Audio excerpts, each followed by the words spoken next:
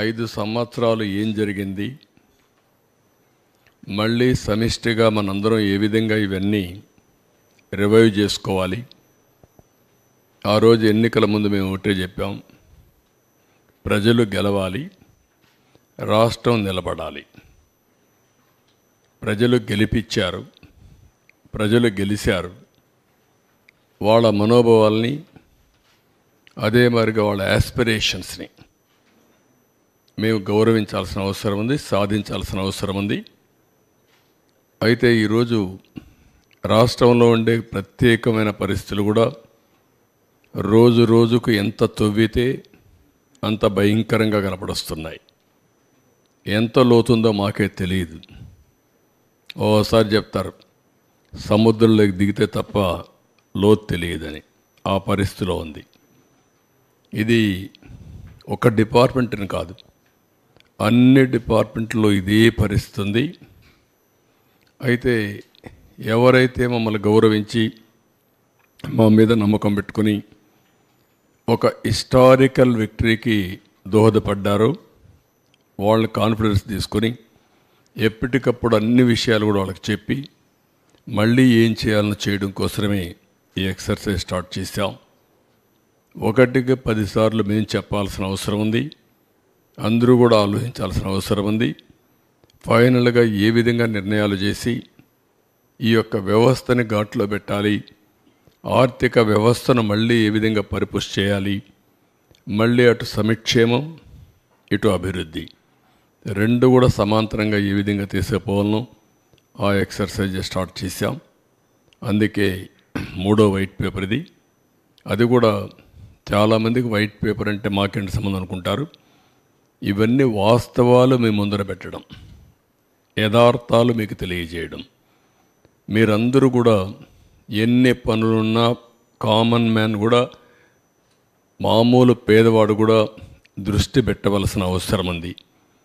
ఎప్పుడు కూడా ఒక పరిపాలన అంటే సమర్థవంతమైన పాలన ఉంటే ఆ సమర్థవంతమైన పాలన వల్ల మెరుగైనటువంటి ప్రయోజనాలు పేదవాళ్ళకు కలుగుతాయి. దానివల్ల వాళ్ళ కష్టానికి తోడుగా మేము చేసే పనుల వల్ల కూడా వాళ్ళకు లాభం వస్తుంది. అట్లా కాకుండా పేదవాళ్ళ ప్రభుత్వంతో మాకు సంబంధం లేనుకుంటే, ఒక బాధ్యత లేకుండా ఆలోచిస్తే వచ్చే కష్టాలకు కూడా మనం భరించాల్సి వస్తుంది. దానికి ఒక ఉదాహరణ పేదవాడికి ఏ విధంగా నష్టం జరుగుతుందో అన్ని విషయాల్లో ఉంది. ఇందులో కూడా మీరు ఒకసారి ఆలోచిస్తే ప్రజలందరికీ అర్థమవుతుంది. నేను ఒకటే చెప్తున్నా, పదే పదే మీలో చైతన్యం తేవడానికి, మీకు అర్థం కావడానికి, మీ భవిష్యత్తుతో వీళ్ళు ఏ విధంగా ఆడుకున్నారు, మీ భావితరాల, మీ పిల్లల భావితరాల భవిష్యత్తు పైన ఎట్లా వీళ్ళు దెబ్బతీశారు అనే విషయాలు చెప్పడం నా బాధ్యత. అవి చెప్పి మీలో కూడా మీ ఆలోచనలు కూడా తీసుకొని, సామాన్య ప్రజానికం ఆలోచన తీసుకుంటాం, మీడియా ఆలోచనలు తీసుకుంటాం, బయట ఇంటలెక్చువల్స్ ఆలోచన తీసుకుంటాం. మళ్ళీ ఒక మెరుగైన పాలన ద్వారా మళ్ళీ రాష్ట్రాన్ని ముందుకు తీసుకుపోవడం కోసం ఈ ఎక్సర్సైజ్ చేస్తున్నాం. ఈరోజు అతి ముఖ్యమైన సబ్జెక్ట్ ఇది. పవర్, విద్యుత్ శక్తి. కరెంటు లేనిదే ఈరోజు ఎవ్వరి జీవితాలు కూడా, ప్రతి ఒక్కరి జీవితాలు, ప్రతి ఒక్క రంగం పవర్తో ముడిపడి ఉంది, విద్యుత్ శక్తితో ముడిపడి ఉంది. దీన్ని ఎంత సమర్థవంతంగా మనం అమలు చేసుకోగలిగితే అంత మెరుగైన జీవన ప్రమాణాలు, అదే మరిగా మనకు అన్ని విధాల లాభం జరిగే పరిస్థితి వస్తుంది.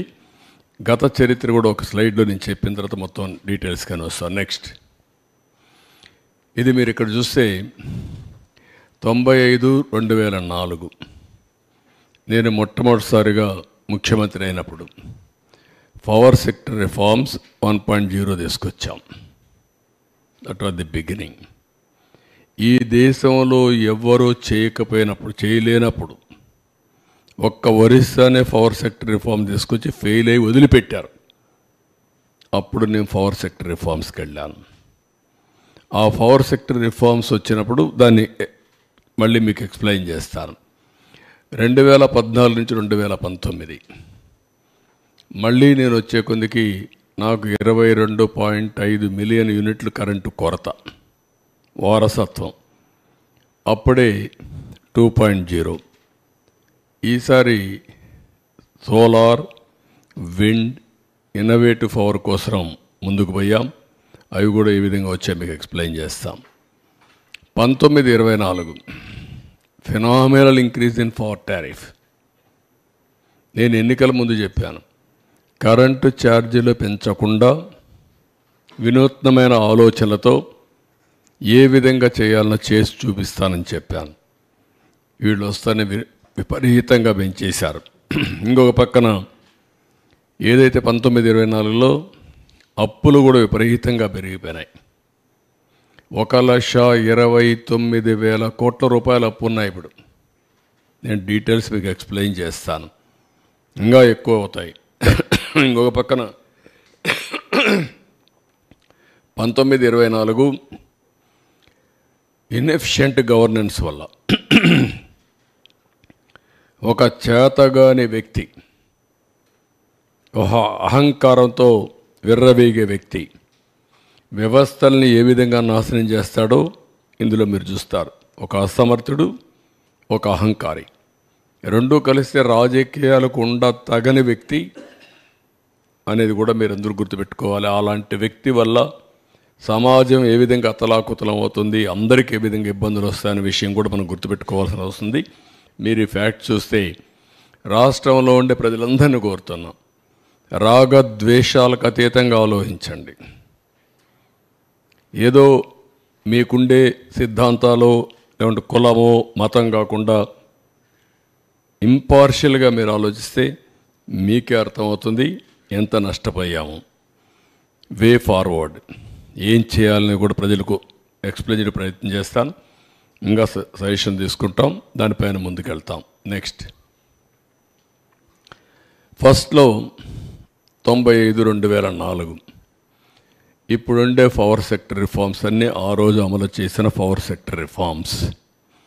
First state in the country to introduce power sector reforms 98లో అమలు చేశాం. అదే మరి ఇండిపెండెంట్ రెగ్యులేటరీ కమిషన్ అపాయింట్ చేశాం, ఏపీఈఆర్సీ. దేశంలోనే మొట్టమొదటి రెగ్యులేటరీ కమిషన్. ఆ తర్వాత టెలికాంలో, సివిల్ ఏవియేషన్లో ఇంకా చాలా డిపార్ట్మెంట్లు వచ్చాయి. దేశంలోనే రిఫార్మ్లో మొట్టమొదటి రెగ్యులేటరీ కమిషన్ పవర్ సెక్టర్లో వచ్చింది. అది కూడా మన ఆంధ్రప్రదేశ్లో వచ్చింది. ఈ రిఫార్మ్ ఫలితమే జనరేషన్ కంపెనీలు, ట్రాన్స్మిషన్ కంపెనీని, డిస్ట్రిబ్యూషన్ కంపెనీస్ ఒకప్పుడు 5 ఉండేటివి, ఇప్పుడు 3 ఉన్నాయి. కంబైన్డ్ ఆంధ్రప్రదేశ్లో 5 డిస్ట్రిబ్యూషన్ కంపెనీస్ ఉండేటివి. హైదరాబాద్, వరంగల్, తెలంగాణకి వెళ్ళిన తర్వాత ఉత్తరాంధ్ర, ఇక్కడ వచ్చే కొద్దిగా విజయవాడ, ఇక్కడ వచ్చే తిరుపతి, ఒకప్పుడు అనంతపురం ఉండేటివి. ఇన్ని 3 ఉన్నాయి. ఇప్పుడు 3 ఉన్నాయి. ఇప్పుడు ఇంకా నేను స్టడీ చేసుకుంటున్నాను, వల్ల సబ్జెక్ట్ రీకలెక్ట్ చేసుకోవడం.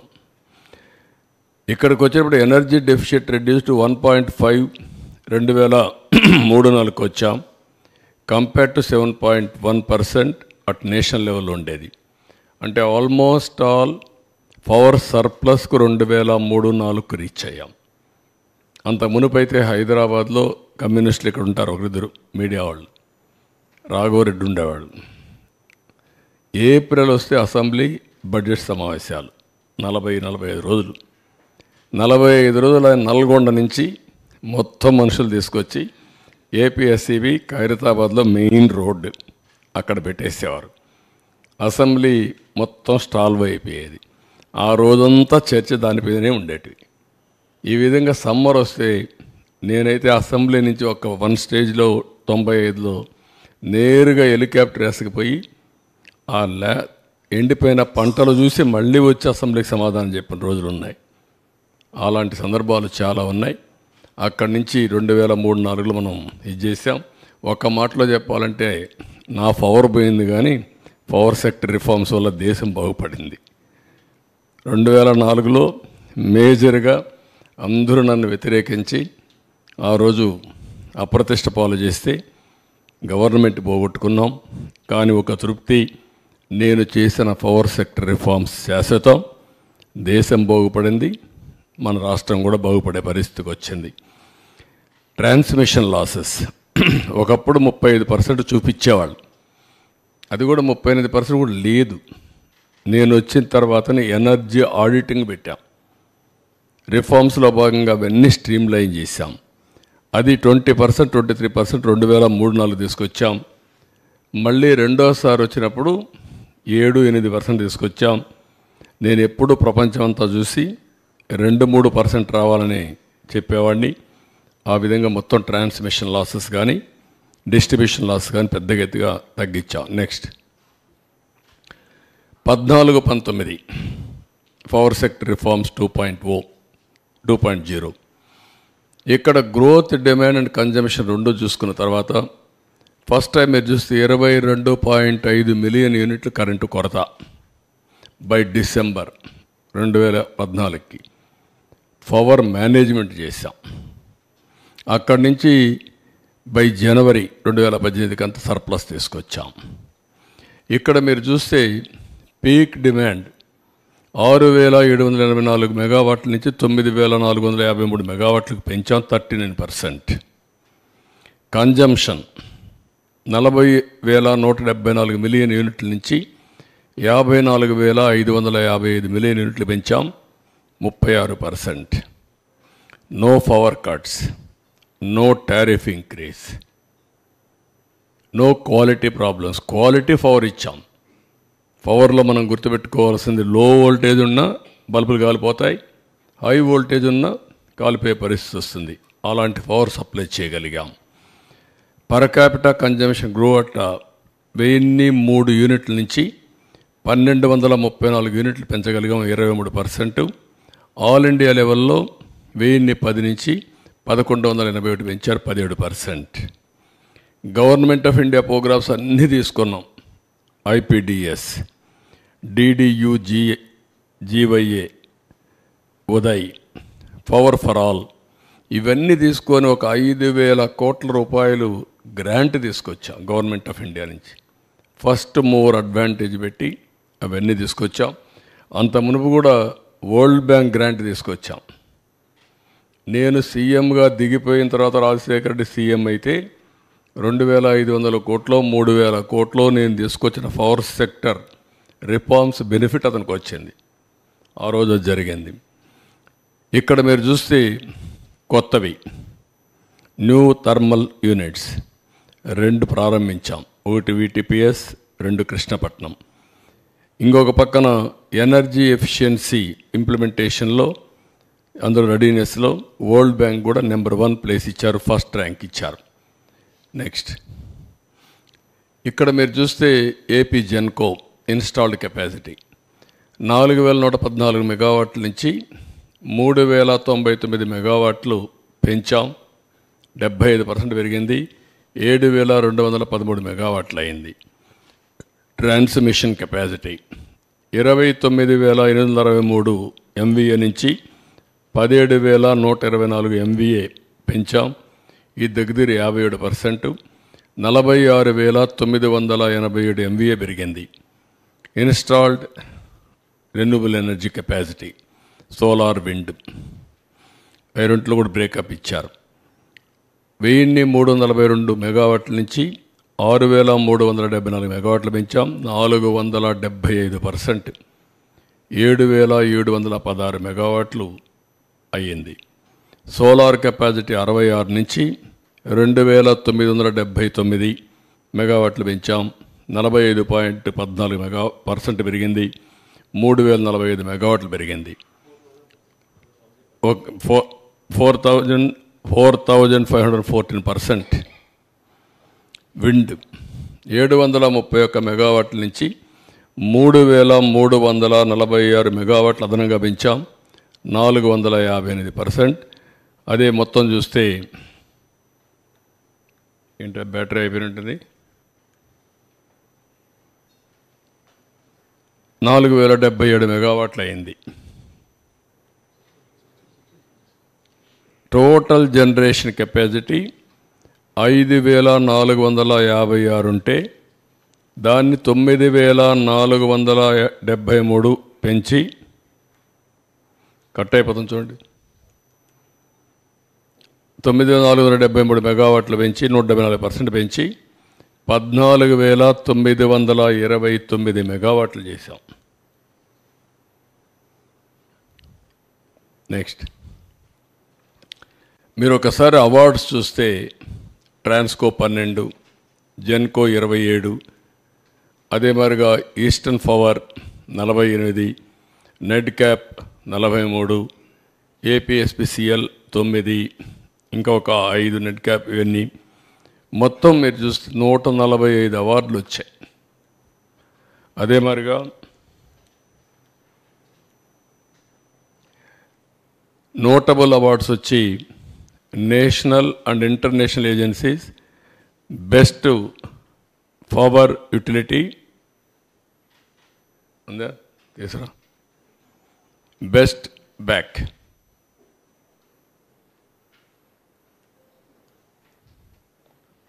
చూసుకోండి, జాగ్రత్త చూసుకోండి.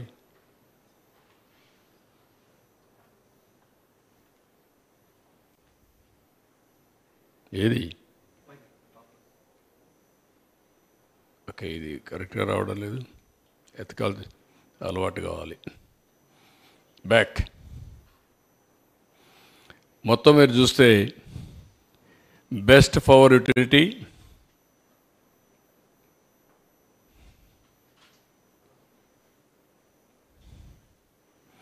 పవర్ జనరేషన్లో best performing transmission utility in the country, best state of India for energy security, governance and sustainability, ఇవన్నీ వచ్చే పరిస్థితి వచ్చింది. నెక్స్ట్ ఇక్కడ 1924 అది గత వైభవం, ఇది జరిగినటువంటి డ్యామేజ్. ఇక్కడ మీరు చూస్తే బ్రాడ్గా ఫిగర్స్లో మీరు ఒకసారి చూస్తే చూడండి, మీరు ఇది కూడా నువ్వు ఆపరేషన్ పెట్టినావు,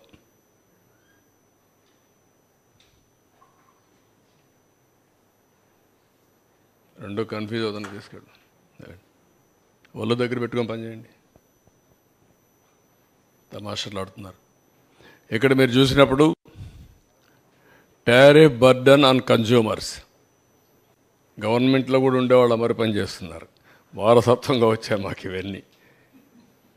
తొలి రోజు వస్తే కమ్మోడు కూడా పనిచేయాల, రూములు పనిచేయాల, ఏసీలు పనిచేసే పరిస్థితి లేదు, ఇక్కడ ఎవడో పట్టించుకున్న నాదుడు కనపడలేదు. కాగా అట్లా తయారైపోయారు. మన రూమ్లో కూడా ఏం పని చేయకుండా ఉండే పరిస్థితి వచ్చేసింది. ఆ రూమ్కి ఎవరు వచ్చినట్టు లేరు, వీళ్ళకందరికీ ఇంకా పాత వాసన అట్నే ఉంది.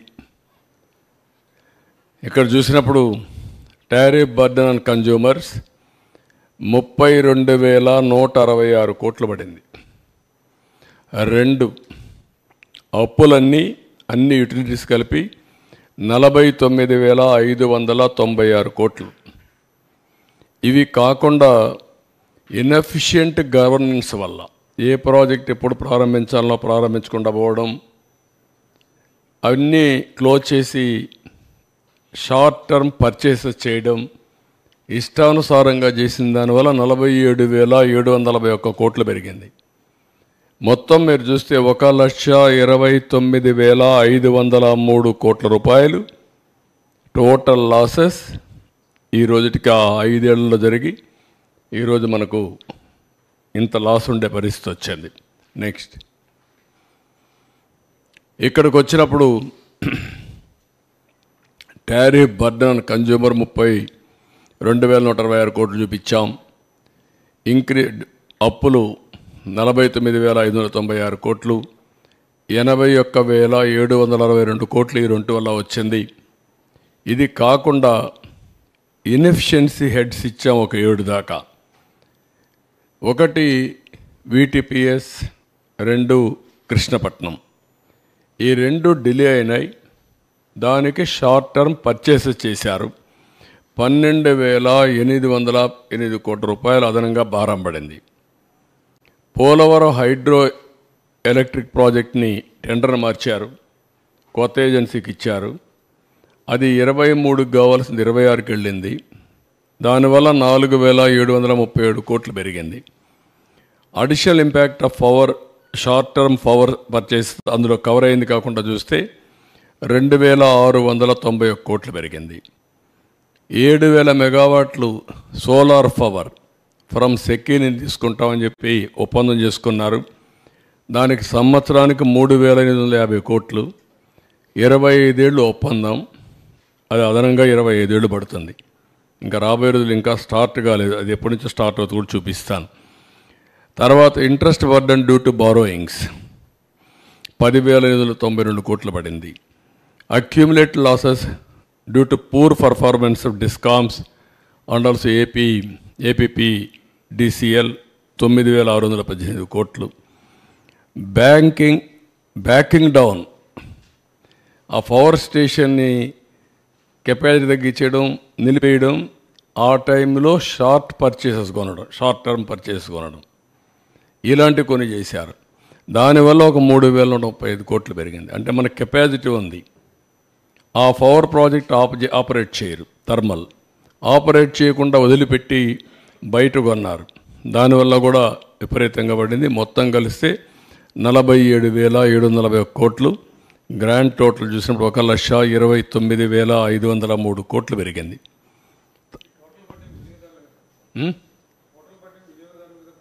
అందరికీ వాళ్ళ మీద కదా, ఎవరైనా సరే ట్యాక్స్ పేయర్స్ మనే కదా. ఇది ఒక అసమర్థ ప్రభుత్వం వస్తే ఏ విధంగా అవుతుంది, రాష్ట్రానికి ఏ విధంగా భారం అవుతుంది, ప్రజలకు ఏ విధంగా శాపంగా మారుతుందో ఇదొక కేస్ స్టడీ.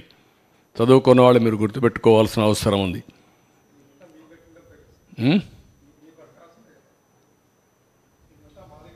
మీ దగ్గర నుంచి వసూలు చేస్తారు, ఇంకెక్కడి నుంచి చేస్తారు? రాష్ట్రంలో అన్ని మీ దగ్గర నుంచి కదా. నెక్స్ట్ ఇక్కడ మీరు చూస్తే 1924 ఇన్వెస్టర్స్ కాన్ఫిడెన్స్ పోయింది, బ్రాండ్ ఇమేజ్ దెబ్బతినింది. ఇక్కడ సోలార్ విండ్కి పీపీఎల్ని రీనెగోషియేట్ చేస్తామన్నారు. సోలార్ విండ్ పీపీఎస్ అన్నీ లీగల్ ఛాలెంజెస్ అన్ని తీసుకొచ్చారు. ఏపీ హైకోర్టు అవన్నీ చెప్తూ క్వశ్చన్ లేదు, మీరు పే చేయాలని. వీళ్ళు వాడుకోకుండా ఉన్నదాన్ని కోర్టు ఆదేశాలతో ఫిక్స్డ్ ఛార్జెస్ పే చేయాల్సి వచ్చింది. ఇప్పుడు సోలార్ కానీ వాడుకుంటే ఆ కరెంటు మనకు వచ్చేది, వీళ్ళు వాడుకోలేదు, వాడుకోకుండా రిజెక్ట్ చేశారు. కోర్టు ఏం చెప్పింది, అవన్నీ కుదరవు, మీరు పే చేయాలంటే వాడుకోని కరెంటుకి 9,000 కోట్లు పే చేశారు. Apex operational expenditure 9,000. మీరు అందరూ గుర్తుపెట్టుకోవాలి, ఎప్పుడు కూడా పవర్లో సోలార్లో ఆపరేషన్ ఎక్స్పెండిచరే మొత్తం. ఇది క్యాపిటల్ ఎక్స్పెండిచరే. Operation expenditure zero. ఎందుకంటే ఎండకు పెడతాం, రా మెటీరియల్ అవసరం లేదు, కరెంట్ ఉత్పత్తి అవుతుంది, అక్కడి నుంచి ట్రాన్స్మిషన్కి వెళ్ళిపోతుంది. 9,000 కోట్ల రూపాయలు పే చేశారు. Removal of incentives already announced in earlier పాలసీస్లో 15, 18 ఎక్సెట్రా అన్నీ వచ్చాయి. 21 విండ్ మిల్స్ పీపీఏలు అవన్నీ అగ్రిమెంట్స్ ఇది చేశారు. అవన్నిటి వల్ల కూడా మళ్ళీ ఏపీఆర్సీ క్యాన్సిల్ చేసి 21 విండ్ దీన్ని ఇది చేశారు. హైకోర్టు డైరెక్ట్ చేసింది, వాళ్ళకు కూడా పే చేయాలని చెప్పారు. మొత్తం కూడా this is the burden. Next ఇంకొక పక్కన మీరు చూస్తే cancellation of contracts AP Transco with CRDA contract work వచ్చి 1,315 కోట్లు. అప్పటికి ఎక్స్పెండిచర్ పెట్టింది 406 కోట్లు. ఇప్పుడు అడిషనల్గా అయ్యేది 280 కోట్లు అవుతుంది. ఇప్పుడు ఎస్టిమేట్ చూస్తే 1,190 కోట్లు. అంటే ఈ వర్క్ క్యాన్సిల్ చేసిన దానివల్ల రాజధానిలో 281 crores అడిషనల్గా 280 కోట్లు అడిషనల్ ఎక్స్పెండిచర్ అవుతుంది, ధరల పెరిగిన దానివల్ల. ఇంకొక పక్కన ఇది బ్యాకింగ్ డౌన్ జనరేటర్స్. ఇది ఏం చేశారంటే విండు, సోలార్ పవర్ రెండు కూడా 500 కోట్లు కన్జ్యూమర్ స్పెండింగ్ ఉంది కమిషన్, అప్పుడు ఆపరేట్ చేయకుండా పోయిన దానివల్ల. హిందూజా ప్రాజెక్ట్ నాట్ షెడ్యూల్డ్ వాళ్ళు కూడా షెడ్యూల్ చేయకుండా పోయే కొందికి సుప్రీంకోర్టుకు పోతే వాళ్ళు ఇచ్చారు, కంపల్సరీగా పే చేయమంటే 1235 కోట్లు పే చేసే పరిస్థితికి వచ్చారు.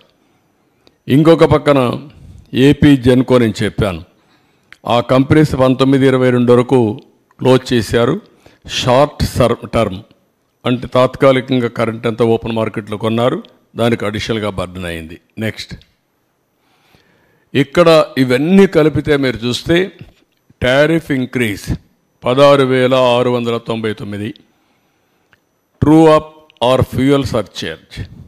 నాకు ఇవన్నీ కొత్త పదాలు అప్పట్లో లేవు, నేను ఉన్నప్పుడు నేను కరెంట్ ఛార్జ్ ఒకటే వేసేవాళ్ళం. ఇన్నోవేటివ్లో వచ్చారు వీళ్ళు, తెలివినంతా ఉపయోగించారు. అందుకే ఇక్కడికి వస్తే true up or fuel surcharge అన్నాడు, 5,886 కోట్లు వేశారు. ట్రూ అప్ ఛార్జెస్ అన్నారు, 3,977 కోట్లు వేశారు. ఎలక్ట్రిసిటీ డ్యూటీ 5,604 కోట్లు అయింది, ఒక యూనిట్కి ₹1 వేశారు. ఆ డబ్బులు ఎవరికి పోవాలి? ఎలక్ట్రిసిటీ డ్యూటీ యూటిలిటీకి పోవాలి, గవర్నమెంట్ తీసుకున్నారు. గవర్నమెంట్ ఇవ్వవలసినటువంటి టారిఫ్ వేరియేషన్ ఉంటుంది, అగ్రికల్చర్కు మేము గ్యారంటీ ఇస్తాం, అది గవర్నమెంట్ పే చేయాలి, అది పే చేయలేదు. గవర్నమెంట్ పే చేయాల్సింది పే చేయలేదు, ఎలక్ట్రిసిటీ డ్యూటీ వేసి ఇందులో ఆదాయం సంపాదించుకున్నాడు గవర్నమెంట్. మళ్ళీ అలాంటి వేరియేషన్ చేశారు. టోటల్గా వచ్చే కొందికి 32,166 కోట్లు అయింది. ఇందులో మీరు చూస్తే 8,180 కోట్లు ఒక్క డొమెస్టిక్ కన్జ్యూమర్స్ పైన పడింది.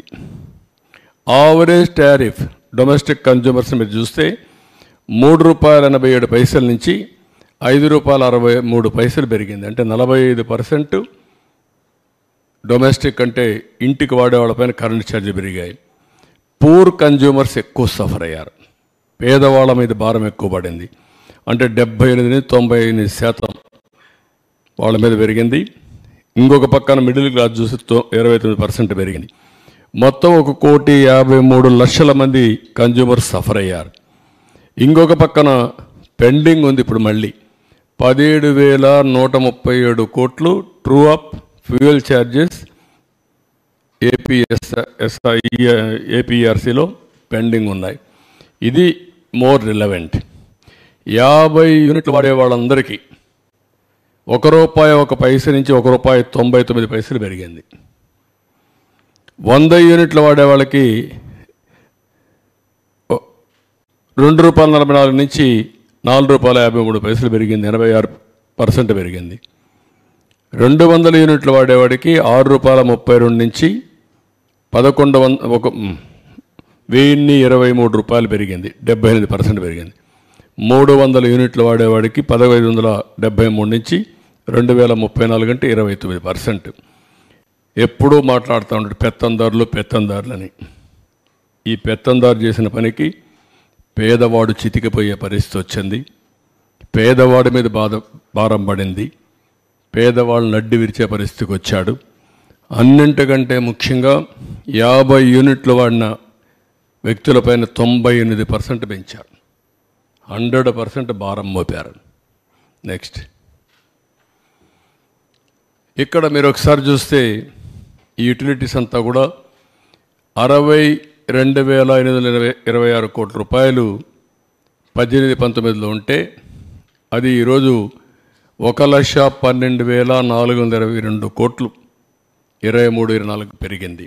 అంటే మొత్తం పెంచింది మీరు చూస్తే 49,596 కోట్లు పెరిగింది, 79%. అన్ని యూటిలిటీస్ కలిపి. క్యాపెక్స్ లోన్స్ ఇంక్రీజ్డ్ అంటే క్యాపిటల్ ఎక్స్పెండిచర్ మీరు చూస్తే ఇందులో 36,772 నుంచి 46,380 కోట్లు పెరిగింది 5 ఇయర్స్లో. Apex operational, this is very important, 26,034 కోట్ల నుంచి 66,042 కోట్లు పెరిగిపోయింది. అంటే దగ్గర 40,000 కోట్ల రూపాయలు ఆపరేషనల్ ఎక్స్పెండిచర్ పెరిగింది. అదే మరి ఇంకొక పక్కన short term borrowings at higher interest rate 11.11% తీసుకొచ్చారు. దీనివల్ల అడిషనల్ బర్డను 10,892 కోట్లు షార్ట్ టర్మ్ లోన్స్ మీద లాస్ట్ 5 ఇయర్స్ పడింది. అంటే టోటల్ లోన్స్ ఇంక్రీజ్డ్ బై మొత్తం ఎలక్ట్రిసిటీ బోర్డులో 50,000 కోట్లు ఈ 50,000 కోట్లు ప్లస్ 32,000 కోట్లు సంవత్సరం భారం. ఇది మనం గుర్తుపెట్టుకోవాలి. ఎంత భారం వేశారనే దీనికి ఎగ్జాంపుల్ ఇది. నెక్స్ట్, ఇక్కడ ఇవన్నీ కూడా దీనికి రావాల్సిన డబ్బులు ఎలక్ట్రిసిటీ డిపార్ట్మెంట్కి కానీ యూటిలిటీస్కి కానీ గవర్నమెంట్ సబ్సిడీ అంత మునుపు కూడా ఉండేది, కొంత పెండింగ్. 7,680 కోట్లు ఉంటే అది 12,681 అయింది, 65% పెరిగింది. డిపార్ట్మెంట్స్ అన్ని అరియర్స్ 5,205 నుంచి 15,157 కోట్లు పెరిగింది, 188% పెరిగిపోయింది.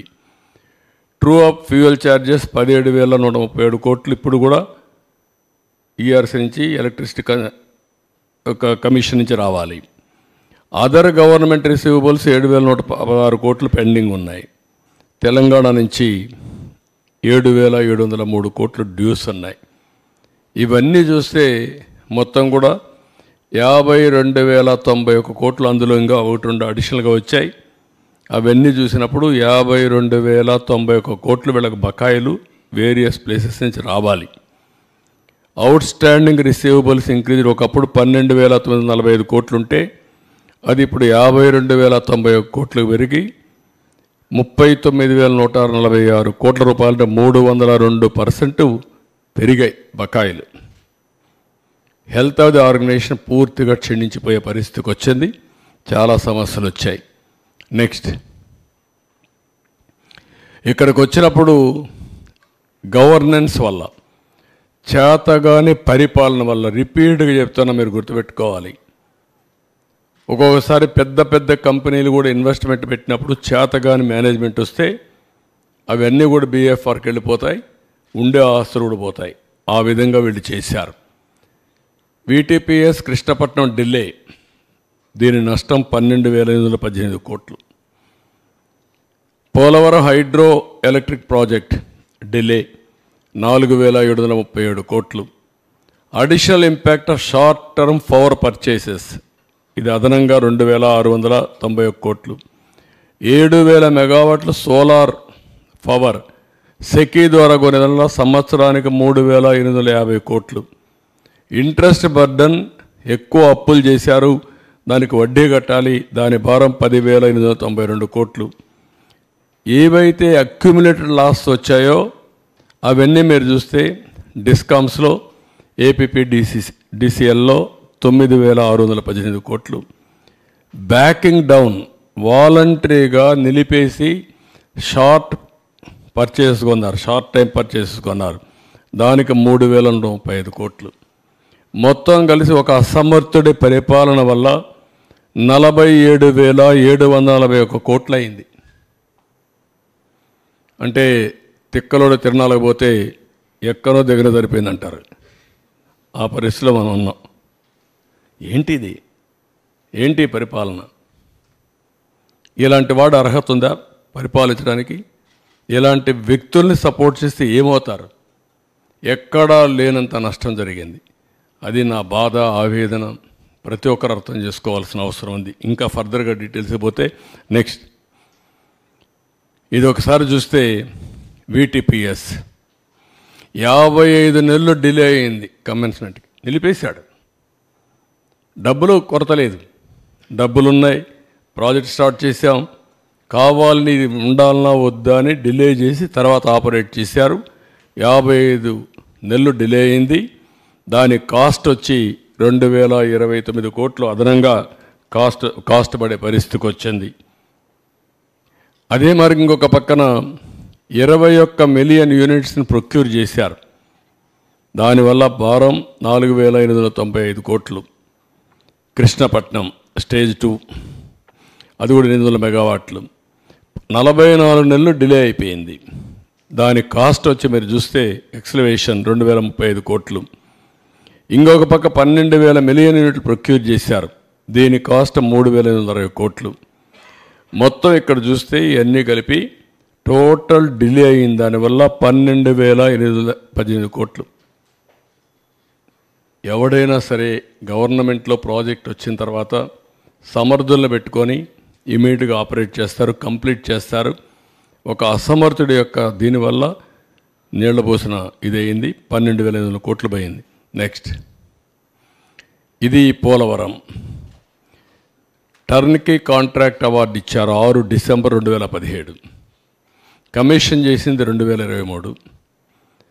టర్మినేట్ చేశారు. మళ్ళా దాన్ని చేసి 26 వరకు కొత్త కాంట్రాక్ట్కి ఇచ్చారు. ఆన్ గోయింగ్ ఆర్బిట్రేషన్ ఇంకా సెటిల్ కాల. అది సెటిల్ అయితే 1,500 కోట్లు. పాతవాడికి 1,500 కోట్లు సెటిల్ చేయాల. ఇప్పుడు కొత్తవాడు వచ్చింది 26కి వస్తాడు, 23కి పవర్ వచ్చేది. అక్కడి నుంచి ఇంపాక్ట్ అండ్ వేరియేషన్ ఆఫ్ ఇది మొత్తం ప్రైస్ వేరియేషన్ 350 కోట్లు అవుతుంది. Generation losses 2000 units for annum. Additional burden 1,155 కోట్లు 24 వరకు. ఇంకా పెరిగితే ఇంకా పెరుగుతుంది. టిల్ జనవరికి అయితే 3,000 మిలియన్ యూనిట్లు 1,732 కోట్లు. టోటల్గా 4,737 కోట్ల రూపాయల నష్టం చేశాడు. ఒక ఈ ప్రాజెక్టు వల్ల, డిలే వల్ల, చేతగాని తనం వల్ల, అహంకారి వల్ల అదనంగా 1,500 కోట్లు పే చేస్తున్నారు. ఒక వ్యక్తి అహంకారానికి ఎంత ప్రైస్ ఉందో మీరు గుర్తుపెట్టుకోవాలి. ఎంత రాష్ట్రం పే చేస్తూ ఉందో గుర్తుపెట్టుకోవాల్సిన అవసరం ఉంది. Next, short term power purchases. ఇక్కడ మీరు చూస్తే short term power purchases increase. ఒకప్పుడు 3,373 కోట్లుంటే 3 మిలియన్ యూనిట్లుంటే అది 1922, 23, 24లో 11,655 మిలియన్ యూనిట్లు కొన్నారు. Average short term purchases cost increased from ₹4.02 ఒకప్పుడు ఉంటే ఇప్పుడు ₹7.61 పెరిగింది. 89% కాస్ట్ పెరిగింది. డిస్కామ్స్ 43,416 మిలియన్ యూనిట్లు షార్ట్ టర్మ్ సోర్సెస్ ద్వారా కొన్నారు. 5 ఏళ్ళు 26,030 కోట్ల రూపాయలు కన్జ్యూమర్స్ పైన భారం పడింది. ఇవన్నీ కూడా ఫ్యూయల్ ట్రూ అప్ కానీ, ఫ్యూయల్ సర్చార్జెస్ కానీ ఇవన్నీ కూడా వేసి మొత్తం 12,250 కోట్ల రూపాయలు అదనంగా భారం పడింది. ఇందులో మీరు చూస్తే షార్ట్ టర్మ్ పర్చేసెస్ 43,416 మిలియన్ యూనిట్లు కొన్నారు. టోటల్ కాస్ట్ 26,030 కోట్లు. ఇది అడిషనల్ బర్డన్, అంటే మామూలు రేటు కంటే వ్యత్యాసం. నెక్స్ట్, ఇంకొక పక్క 7,000 మెగావాట్ల సోలార్ పవర్ సెకి నేను చెప్పాను మీకు. ఇది 3,000 మెగావాట్లు సెప్టెంబర్ 2024కి వస్తుంది, ఇంకా రాలా. తర్వాత ఇంకొకటి 3,000 మెగావాట్లు సెప్టెంబర్ 25కి వస్తుంది. ఇంకొక 1000 మెగావాట్లు సెప్టెంబర్ 26కి వస్తుంది. ఎప్పుడు కూడా ముందుగానే కొనేసి వేరియస్ డెవలప్మెంట్ సోలార్లో వస్తాయి. వచ్చినప్పుడు మనం ఇక్కడ తయారు చేసుకోవచ్చు. ఇప్పుడు ఇన్నోవేటివ్ ఐడియాస్ వచ్చాయి. ట్రాన్స్మిషన్ లాసెస్ జీరో చేసుకునే అవకాశం ఉంటుంది. అంటే సబ్స్టేషన్లోనే పవర్ జనరేట్ చేసుకుంటే అక్కడి నుంచే కనెక్ట్ చేస్తే ట్రాన్స్మిషన్ లాసెస్ ఏమి ఉండవు. ఇప్పుడు ఇక్కడ ట్రాన్స్మిషన్కే 3,550 కోట్ల నుంచి 4,350 కోట్లు పే చేయబోతున్నారు ఫర్ ఇయర్. ఒక ట్రాన్స్మిషన్కి రాజస్థాన్ నుంచి ఇక్కడ తీసుకురావడానికి దిస్ ఈజ్ ది ప్రైస్. ఏమనాలి? ఆశ్చర్యం వేస్తుంది ఇలాంటి నిర్ణయాలు చేశారు. అది మరికి చూస్తే 5,287 మెగావాట్లు ఇక్కడ విండు లైసెన్స్ అగ్రిమెంట్ అయ్యారు. 12,075 మెగావాట్లు సోలార్ అయ్యారు. 12,550 మెగావాట్లు పంప్డ్ స్టోరేజ్కి పర్మిషన్లు ఇచ్చారు. ఒక్కటి కూడా కమెన్స్ కాల. ఇప్పుడు అయ్యే పరిస్థితి కూడా కనపడలేదు. ఇప్పుడు అవన్నీ ఏం చేయాలో చేయాల్సిన అవసరం ఉంది. ఇవన్నీ కూడా దీనివల్ల ఎక్కడికక్కడ అదనపు భారం పడింది. Net present value of addition burden due to the above. ఇది కానీ 25 ఏళ్లను చేయాలంటే 62,000 కోట్ల భారం.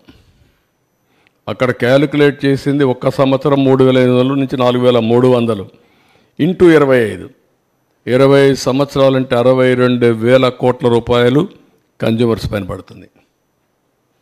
నెక్స్ట్, ఇంకొక పక్కన ఏపీ డిస్కామ్స్ 29,114 నుంచి 34,090 కోట్ల రూపాయలు లాసెస్ పెరిగాయి. Short term power purchases high కాస్ట్తో కొనడం, ఇక్కడి నుంచి గవర్నమెంట్ ఇవ్వాల్సిన సబ్సిడీస్ ఇవ్వకపోయిన దానివల్ల వడ్డీతో రుణాలు తెచ్చుకోవడం. ఇంకొక పక్కన కృష్ణపట్నం 1,565 రూపాయల నుంచి 4,260 కోట్లు పెరిగింది. Delay in commencement stage 2, 3 unit 44 నెలలు ఇది.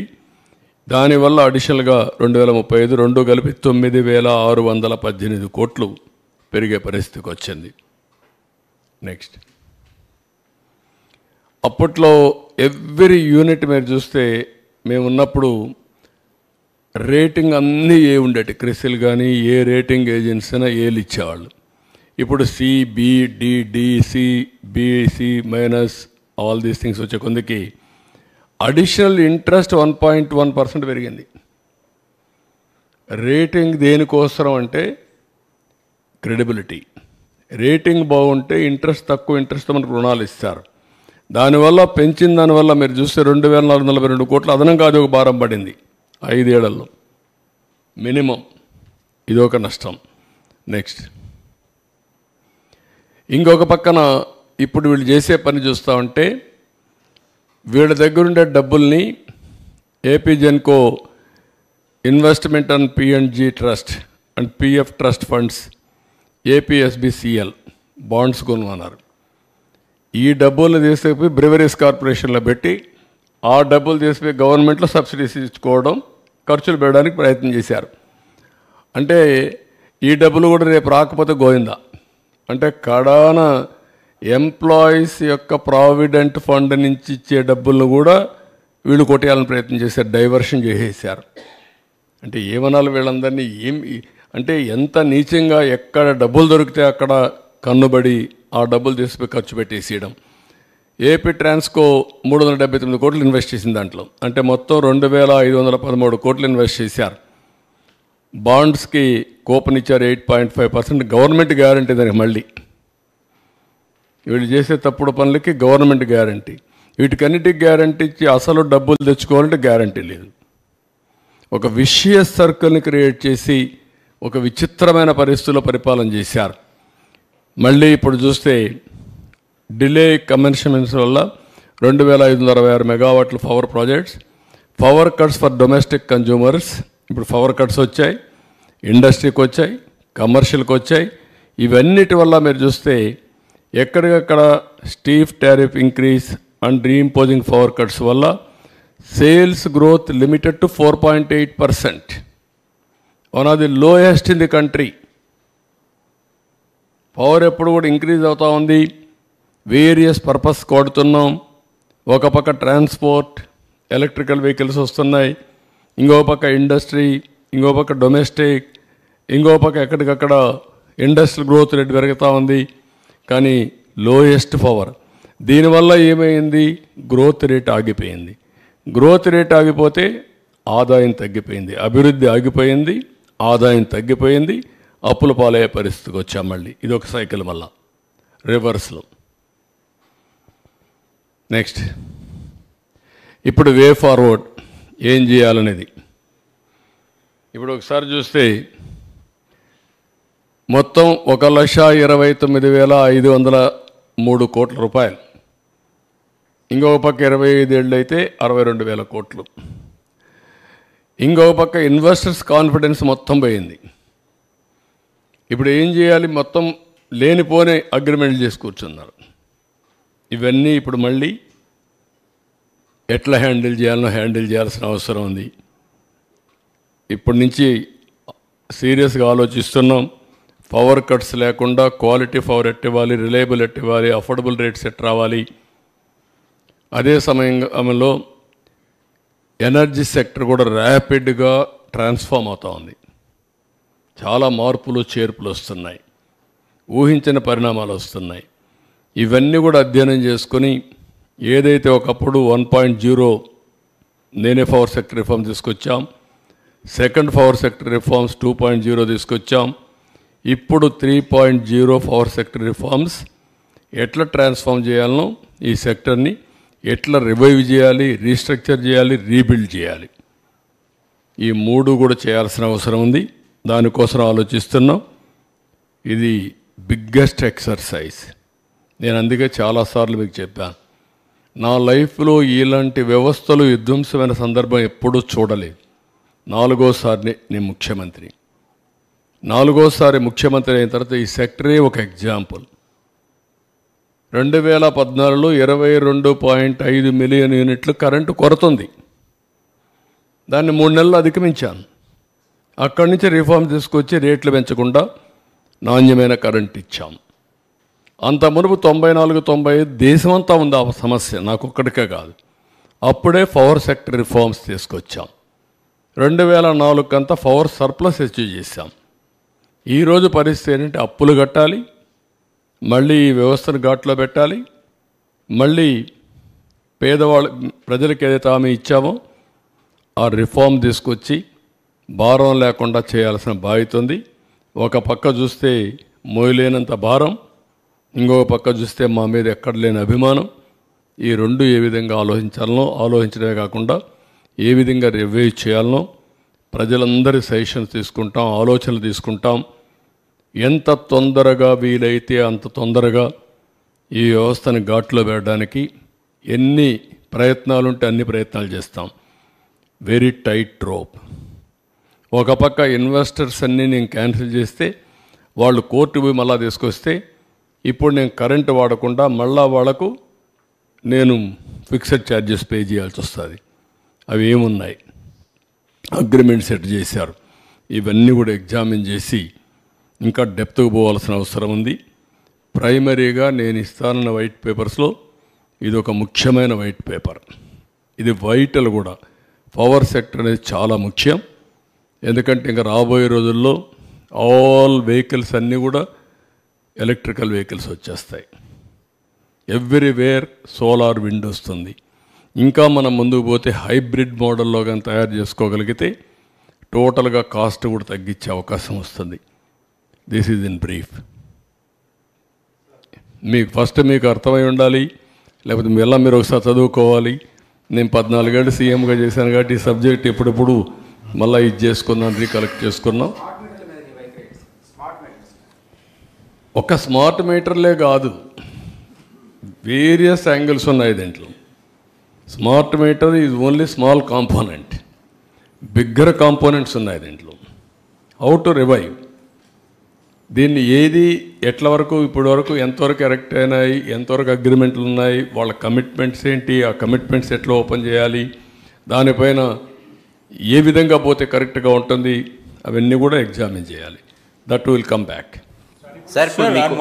సార్ ఇప్పుడు ఈఆర్సీ దగ్గర పెండింగ్లో ఉన్న 17,000 కోట్లని ఏం చేస్తారు? అంటే గవర్నమెంట్ ఏమన్నా షూరిటీ ఇస్తుందా ఈఆర్సీకి కానీ, లేదా అదే బ్రదర్ ఇవ్వాలంటే డబ్బులు ఎక్కడ ఉన్నాయి? షూరిటీ ఇవ్వాలంటే గవర్నమెంట్ దగ్గర ఎక్కడుంది? అన్ని నేను ఏంటంటే వాస్తవాలనే మేము ముందర పెడుతున్నా, ప్రజల ముందర పెడుతున్నా. దీన్ని ఏ విధంగా రివైవ్ చేయాలో ఐ విల్ కమ్ బ్యాక్. మళ్ళీ ఒక స్ట్రాటజీ వర్కౌట్ చేసుకుని ఐ విల్ కమ్ బ్యాక్. ఏం చేయాలో చేస్తాం. సార్ ఒకటి చిన్న క్వశ్చన్ ఏంటంటే సార్ ఇక్కడ sir one by one year sir Sambasivarao ఒక క్వశ్చన్. అందరికంటే ఎక్కువ భారం మోస్తున్న వాళ్ళు అతి పేదలు. ట్రూ ఆఫ్ ఛార్జ్ కానీ, సర్ ఛార్జ్ కానీ, ఇంకొకటి కానీ. మీరు ఎలక్షన్లో ఇచ్చిన హామీ కూడా వాళ్ళకున్న సమస్యను పరిష్కరించేందుకు మార్గం చూస్తానని. ఫస్ట్ ప్రయారిటీగా దాని మీద ఏమైనా మీరు యాక్షన్ తీసుకునే అవకాశం ఉందా? ఉంటే ఆ ఆలోచన ఏంటి చెప్పగలిగితే బాగుంటుంది. అంటే నేను ఏమంటానంటే ఇప్పుడు ఇమ్మీడియట్గా భారం పడిపోయింది. నెక్స్ట్ రెగ్యులేటరీ కమిషన్ మళ్ళీ టారిఫ్ రావాలి. ఆ టారిఫ్ కూడా ఎప్పుడు వస్తుంది మీకు? నెక్స్ట్ మార్చికి వస్తుంది. నవంబర్లో ఫైల్ చేస్తారు, అప్పుడు వస్తుంది. ఒక పక్క టారిఫ్ని ఎట్లా కంట్రోల్ చేయాలి, రెండోది దీన్ని ఎట్లా రివైవ్ చేయాలి. పేదవాళ్ళకు లాంగ్ టర్మ్లో, ఇప్పుడు షార్ట్ టర్మ్లో కూడా నెక్స్ట్ నుంచి ఎట్లా చేయాలి, ఆ తర్వాత ఎట్లా చేయాలి. వేరియస్ ఛాలెంజెస్ ఉన్నాయి. ఇప్పుడు నేను ఢిల్లీకి వెళ్ళాను, అందరి మంత్రులను కలిశాను, ఫైనాన్స్ మినిస్టర్ని కలిశాను. ఇప్పుడు వాళ్ళు కూడా ఎంతవరకు హెల్ప్ చేయగలుగుతారో హెల్ప్ తీసుకోవాలి. మన భారం ఓకే, మనకి ఇక్కడ ఓట్లేసి ఒక దుర్మార్గుడిని ఒక తెక్కలోని తీసుకొచ్చుకున్నాం, ఇష్ట ప్రకారం చేసి వెళ్ళాడు. వాళ్ళకి 29 రాష్ట్రాలు ఒక రాష్ట్రాన్ని మొత్తం చేయలేరు. మన కష్టంతో మనం చేసుకుంటూ వాళ్ళ చేయూత కూడా తీసుకోవాల్సిన బాధ్యత మన మీద ఉంది. అట్లా కాకుండా మొత్తం మీరు భారం తీసుకోండి, మీరే చేయండి అంటే ఒకవేళ ఎన్డీఏలో భాగస్వాములుగా ఉన్నా వాళ్ళకు కూడా ఇబ్బందులు ఉంటాయి. ఈ విషయం ప్రజలు గుర్తుపెట్టుకోవాలి. ఒక దుర్మార్గుడు చేసిన పనికి ఇప్పుడు తెలంగాణ ఉంది, ఆదాయం ఉంది అక్కడ, ఇక్కడ ఆదాయాన్ని కూడా చంపేశాడు. ఆదాయాన్ని చంపేశాడు, అప్పులు చేశాడు. ఇంకొక పక్క ఎక్కడ దొరికితే అక్కడ అప్పులు చేశాడు. కడాన మద్యాన్ని కూడా తాకట్టు పెట్టి 25 ఏళ్ళకు అప్పులు తెచ్చిన మహానుభావుడు. ప్రభుత్వ భూముల తాకట్టు పెట్టి అప్పులు తీసుకొచ్చిన వ్యక్తి. ఇది చాలా డిబేట్ జరగాలి. ఇప్పుడు నా 45 ఏళ్ల రాజకీయ జీవితంలో ఎప్పుడూ చూడనటువంటి దుర్మార్గమైన పాలనని ఈ 5 ఏళ్ళలో చూసాం అంతే. సార్ ఇప్పుడు 2014 నుంచి 19 వరకు పవర్ ఇంటరప్షన్ లేదు, ప్లస్ ఛార్జీలు కూడా పెంచలేదు. మళ్ళీ ఇప్పుడు నుంచి మీరు ఎన్నికల ముందు చెప్పారు, ప్రస్తుతం అందరికి ఇబ్బంది ఏంటంటే పవర్ ఇంటరప్షన్స్ లేకుండా చేసే బాధ్యత నాది. అది రేపు ఎల్లుండి చేస్తా. ఇప్పుడే చెప్తున్నా మీ అందరి ముందర, మా విజయానందకి ట్రాన్స్కోకి అందరికీ చెప్తున్నా, we're very clear, I'm very clear. Everywhere meters ఉంటాయి, బీ కేర్ఫుల్. ఎవడైనా సరే ఎక్కడైనా సరిగా పని చేయకపోతే ఆ రికార్డు తీసుకొని will take firm action. Voltage ఉంటుంది, ఎప్పుడు కట్ అయ్యేది ఉంటుంది, అప్ టు సబ్స్టేషన్ వరకు ఉంటుంది, ఈవెన్ ఇంటి వరకు కూడా ట్రాక్ చేసే అవకాశాలు ఉన్నాయి. కాబట్టి ఎక్కడైనా సరే అది ఉంటే ఆ సిస్టమ్ ఎస్టాబ్లిష్, ఆ సిస్టమ్స్ కూడా చంపేశారు. ఒకప్పుడు ఇక్కడ కంట్రోల్ రూమ్ పోతే యూ కెన్ మానిటర్ ఎవ్రీథింగ్. ఇప్పుడు ఆ రికార్డ్స్ కూడా లేకుండా చేశారు. వీళ్ళు కూడా డిస్టర్బ్ చేశారు. వీళ్ళు వచ్చిన తర్వాత ఎవడు పట్టించుకోదు, వీళ్ళు పట్టించుకోవడం వదిలేశారు. Now I'm asking them, current కోతలు అనేది రాకూడదు, లో వోల్టేజ్ ఉండకూడదు, కరెంటు క్వాలిటీ ఇవ్వాలి. దట్ నిన్న మొన్న కూడా కొన్ని కంప్లైంట్స్ వస్తున్నాయి.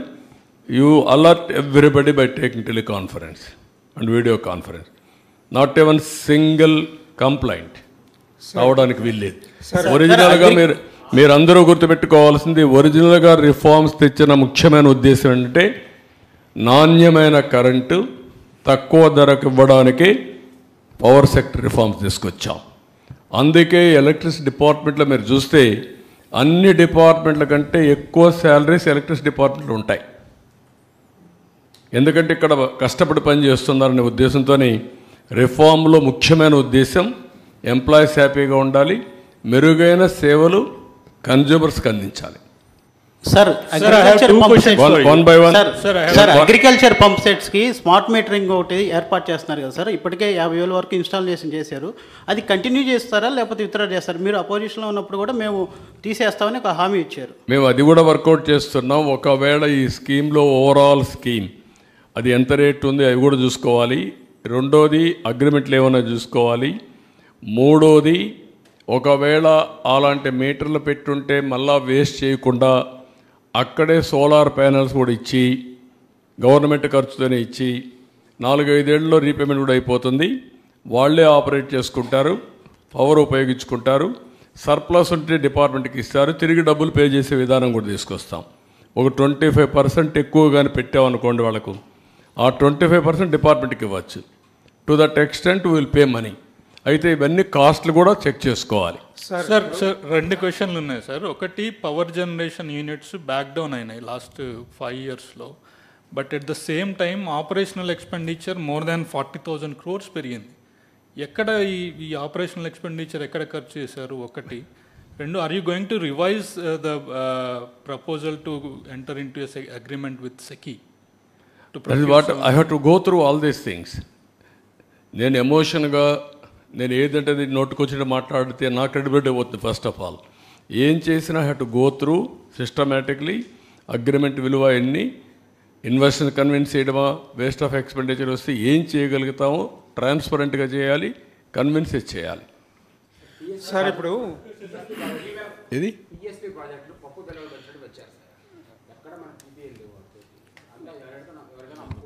అంటే జగన్ చేసిన విధ్వంసులు అదొకటండి. అంటే 2 ఆస్పెక్ట్స్ ఉన్నాయి. ఒకవేళ బయట వెళ్ళాయనుకోండి ఈ ప్రాజెక్టులు, మనకు నష్టం లేదు, మన కన్జ్యూమర్ అయితే పడుకుంటే చాలు మనకు. ఇప్పుడు దానివల్ల కూడా మీకు ఏమవుతుందంటే కొన్ని ప్రాజెక్టులు, కొన్ని హబ్స్ వాళ్ళు తయారు చేసుకుంటారు. గవర్నమెంట్ ఆఫ్ ఇండియా నేను మాట్లాడినప్పుడు Andhra Pradesh is also one of the state to go for green hydrogen. ఇప్పుడు ఉదాహరణకు ఒకప్పుడు మనం ఏం చేసామంటే విశాఖపట్నంలో 2,000 మెగావాట్లు ఇంపోర్ట్ కోల్తో ఎన్టీపీసీ పవర్ జనరేషన్కి ఇచ్చాం. ఇప్పుడు వాళ్ళు ఏమంటున్నారు, మేము దానికి పోలేము, కాస్ట్ ఎక్కువ అవుతుంది, మేము గ్రీన్ హైడ్రోజన్కి పోతాం అదే సైట్లో, మీరు పర్మిషన్లు ఇవ్వండి మాకు. విశాఖపట్నంలో ఉండే థర్మల్ ప్లాంట్ను కూడా గ్రీన్ థర్మల్ ప్లాంట్గా మారుస్తాం పొల్యూషన్ లేకుండా. ఆ కార్బన్ కూడా తీసుకొచ్చి ఇక్కడ డైవర్ట్ చేసుకుంటాం, అంటే వాల్యూ అడిషన్ పోతామని మొన్న ఎన్టీపీసీ చైర్మన్ చెప్పాడు. ఇలాంటి వినూత్నమైన మార్పులు వస్తున్నాయి, అవన్నీ డిస్కస్ చేయాలి. ఉపాధి లేదు కానీ ఒకటి ఉంది అడ్వాంటేజ్, మనకు డబ్బులు వస్తుంది, రెవెన్యూ వస్తుంది, రెవెన్యూ జనరేషన్ కూడా ఉంటాయి దీంట్లో. అదే దాన్నే అవన్నీ కూడా నేను ఒకసారి అన్ని చూడాలి, మొత్తం చూసిన తర్వాత ఏం చేయాలో మనం ఆలోచిద్దాం. సార్ మీకు లెగసీ లాసెస్ 1,29,000 కోట్లు అన్నారు, ఇప్పుడు రిఫార్మ్ 3.0 ఏమైనా తీసుకొచ్చే అవకాశం ఉందా, ఎట్లా చూస్తారు? I'm working on that. అంటే ఈరోజు నేను చెప్పలేను కదా, కొన్ని వేరియస్ మెథడ్స్ వర్కౌట్ చేసి ట్రాన్స్మిషన్ లాసెస్ తగ్గించాలి. రెండోది కాస్ట్ ఆఫ్ జనరేషన్ తగ్గాలి, ఏది తగ్గుతుంది. మూడోది హైబ్రిడ్ మోడల్లో వెళ్ళాలి. ఆ మూడు కూడా ఇంటిగ్రేట్ చేయాలి. నేను ఇప్పుడు టెక్నాలజీ ఉంది కాబట్టి ఆ టెక్నాలజీతో ఇవన్నీ చేసి దెన్ తర్వాత మీరు చెప్పినట్టు గ్రీన్ హైడ్రోజన్, అప్పుడు గ్రీన్ హైడ్రోజన్కి పోతే నెక్స్ట్ లెవెల్ ఆఫ్ అమోనియా ఇవన్నీ వస్తాయి. That to at work. అంటే బతకాలి కదా, అటంజి వేసి భయపడిపోయేసి పారిపోలేం కదా. How to survive, how to fight. Sir ఈ ఇన్ఫ్రాస్ట్రక్చర్ డెవలప్మెంట్ చేసే క్రమంలో ట్రాన్స్కో వాళ్ళు కొత్త లైన్లు వేయలేదు, ఎంతప్పటికీ సబ్స్టేషన్స్ కడుతున్నారు 11/33 అట్లా. కానీ 120 అలాగే 200, 400 కేవీకి సంబంధించినటువంటి మెయిన్ లైన్లు అనేది లేకపోవడం వల్ల చాలా ప్రాబ్లం అవుతుంది. అట్లాంటి ఈ 3.0లో ఉంటాయా? అంటే మెయిన్ లైన్ లేకుండా ఎంత? వాట్ ఐఎమ్ సేయింగ్, ఎన్ని వచ్చినా కూడా ఇప్పుడు అందుకే లోకల్ జనరేషన్ వస్తే ఈ లైన్స్ అవసరం లేదు. ఇప్పుడు నెంబర్ 1 షార్టేజ్ వచ్చినప్పుడు గ్రిడ్ మేనేజ్మెంట్కి లైన్స్ కావాలి.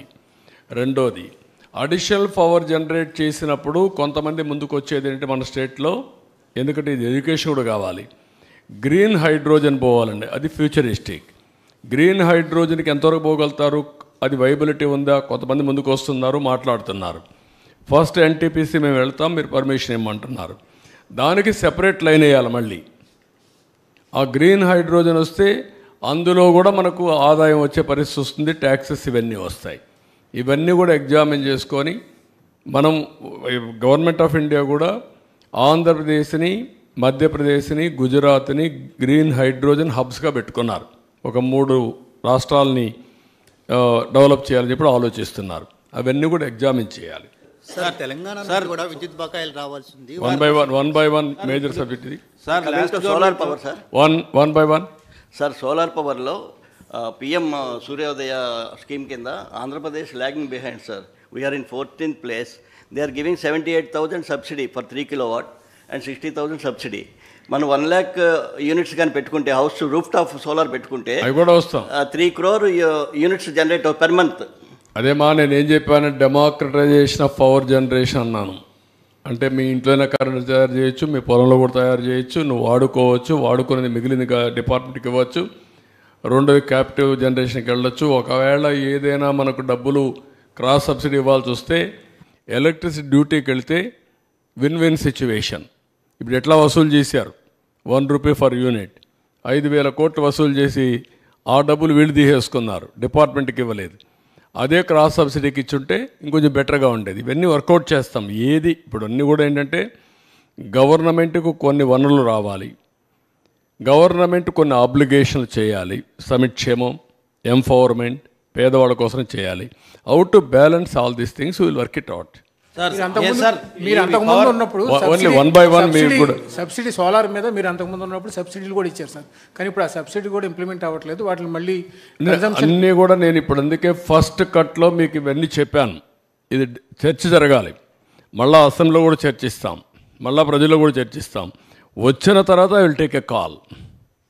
ఇవన్నీ కూడా ఫైనల్గా తీసుకొని ఏం చేయాలో చేస్తాం. Sir Telangana government